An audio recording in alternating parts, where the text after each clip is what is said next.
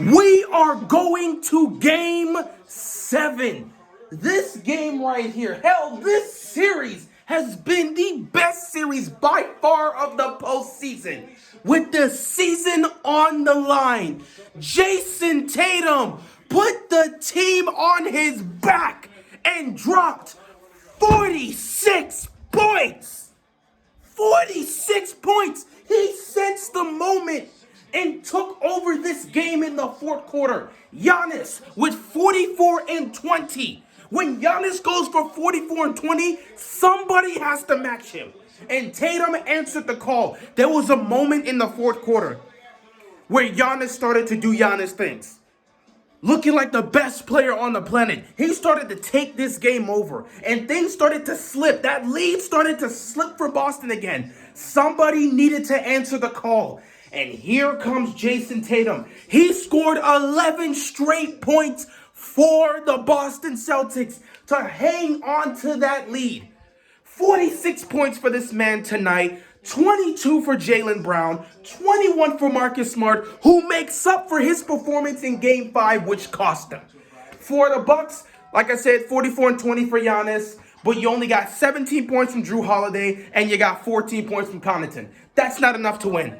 That is not enough to win if you're the Milwaukee Bucks. Because if Tatum goes for 46, and you're getting 20 points from 20 plus points from both Brown and Smart, somebody else has to respond for the Bucks. And that person that most likely needed to respond for them is Bobby Portis. Bobby really didn't have much of an impact on this game. But man, this fourth quarter was crazy. Jayson Tatum just came out here and played the best game of his career. The debate's over. The debate is over. If you didn't think Jayson Tatum was a bona fide superstar before this game, you have to say it now.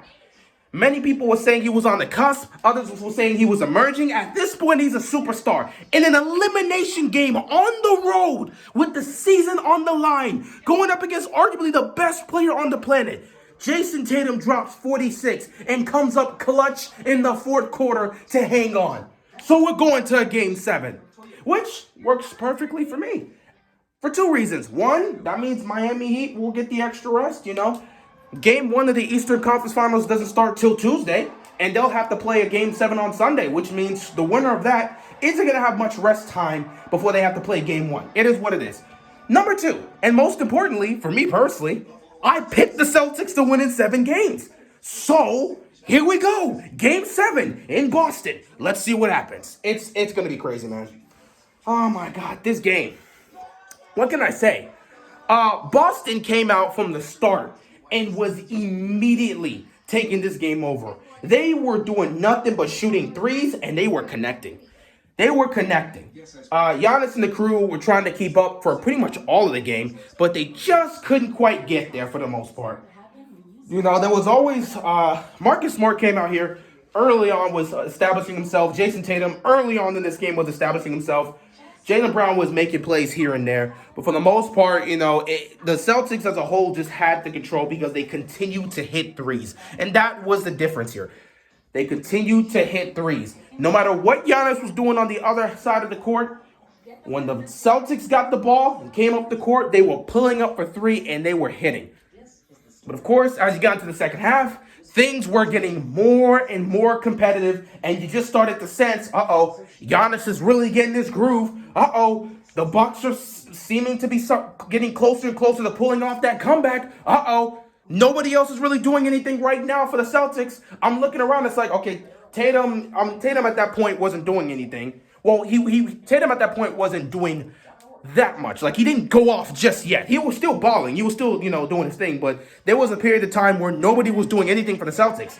Jaylen Brown was kind of quieting down. Marcus Smart, from what he was doing in the first half, he started to quiet down. Nothing else was coming out of anywhere. And somebody needed to take this game over. And in comes Jayson Tatum, who sensed the moment. And this dude was not afraid. He was taking it. He was driving hard and taking it to the basket, finishing with tough and ones. He was going one-on-one at the top of the key, pulling up for contested threes. He did not care. And he was splashing it. Bro, The way Jayson Tatum played in this game, bro, I've seen a lot of all-time greats play like this in moments like that.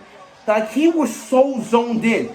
It didn't matter. At some point, the offensive game plan for the Celtics was give the ball to Jayson Tatum and let him go to work. I don't care who was guarding this dude in the fourth quarter.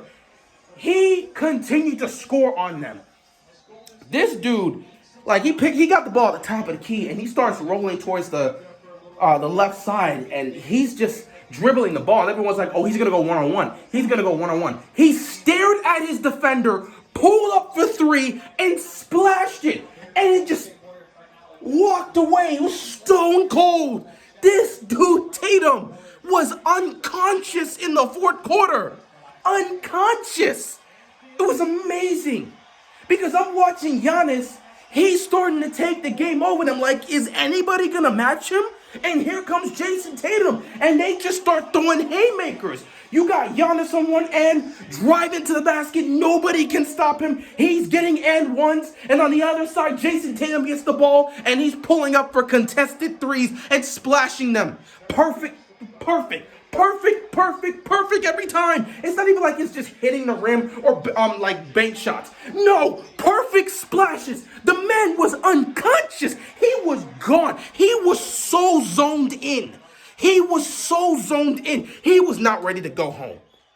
Jayson Tatum was not ready to go home, and he played like it. He sensed the moment, he understood the game was slipping away, and he did whatever it took to win this game. He took over, going toe-to-toe with Giannis, who is right now the best player on the planet. This was the best performance of Jayson Tatum's career, especially considering the situation they're in. In a do-or-die situation, an elimination game, season on the line, you're going up against the best player on the planet, he's starting to take over, and this is how you respond?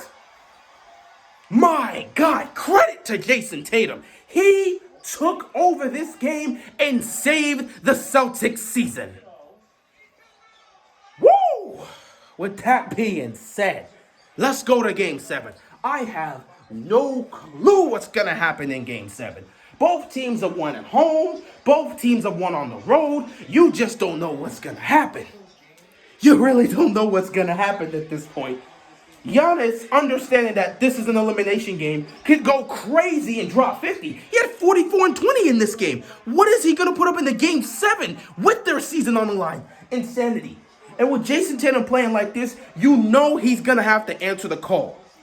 And if he can play remotely close to how he played here and get more production from Jaylen Brown, whoo, Celtics could be able to pull this off. Either way, this is going to be a tough battle. It's coming down to the wire. I picked the Celtics in 7. I'm going to stick with it. Let's see what happens. It's been a crazy ride.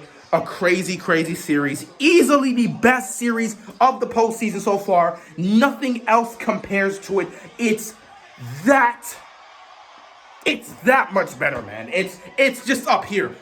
You can't even see my hand. It's up here. Every other playoff series was either up, like right here, or maybe right here, or even lower. This one is just far above everything else we've seen so far. These two teams are playing like some serious gladiators right now. And they are just throwing shots at each other. I cannot wait to see what happens in Game 7.